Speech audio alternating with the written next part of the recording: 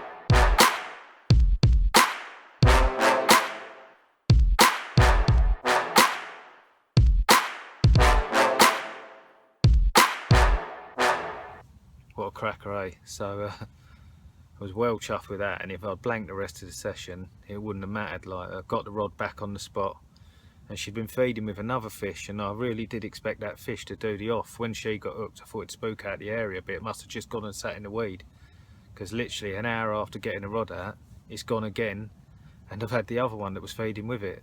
Really good scrapper for this fish, come in a big ball of weed and had a beautiful 32-pound mirror. So I'll let you have a look at that now, and then I'll tell you about what's going on elsewhere.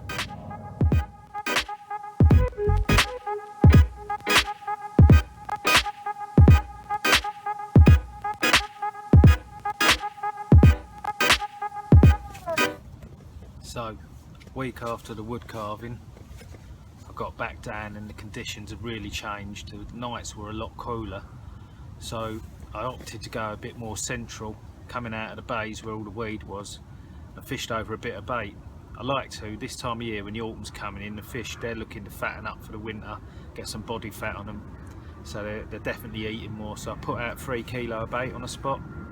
It proved the right thing to do. That night I had a take and landed a 21-pound mirror that managed to wipe my other line out. I just photographed her on the mat, then got her back. Anyway, about 5 AM I got another bite on the same rod. This fish was definitely a better fish, more dogged, weeded me up a couple of times, and got her in the net. Looked into a fish known as buzzer, little short fat carp, weighed 32.12, so I was well happy with that. Got a bit of video footage of that I'll show you. But got back down today. It's now the next week. I'm still only doing 1 night a week, but I've got 2 nights now. So I'm gonna I've come back in the swim that I baited again, put 3 kilo of bait out. I'm gonna do the night in here, see what happens. I'm on the back of the wind really, but there's been no fish down the other end. It's an easterly wind, so they could be backing off it. But let's see what happens and I'll keep you informed.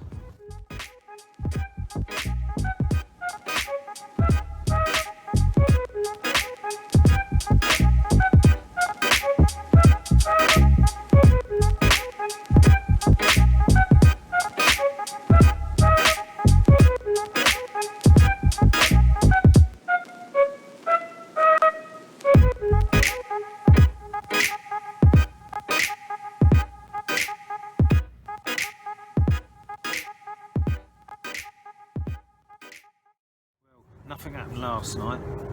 Really chilly, temperatures really dropped this session. Probably a lot to do with that easterly wind. Nothing's been out around the lake, they're hardly showing. The fish I have seen have been in front of me, so that's all I've got to go on. So I've stayed put, which is hard for me because I'm always on the move. I topped up the swim stove about 5 spoms, rested it for about 2 or 3 hours, just see if that made a difference when I had a walk around the other lakes. But the night's here now, so hopefully that'll bring something. If it don't, it don't. I've really done all I can. Can't think of anything else I could have done, so I'll keep you updated. Literally packing up my bivvy, 48 hours of blanking, and got a take. Literally, I couldn't believe it. Rods were on the floor, so I'm going to get her out and we can have a look, but you can see I was ready to go. Pucker.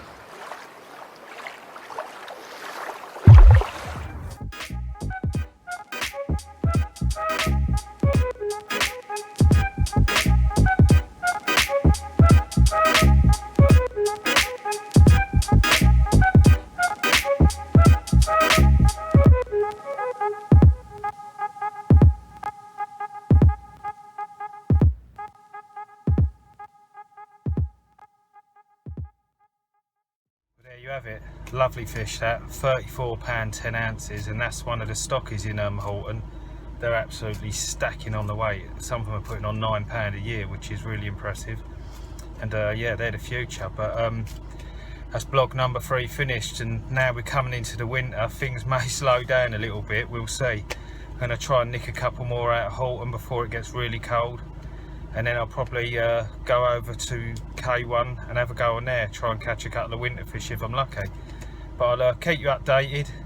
I'll try and add a little bit more technical content to it as the winter comes on, because there won't be as many fish. But hope you're enjoying them, and I'll see you on blog 4. Be lucky.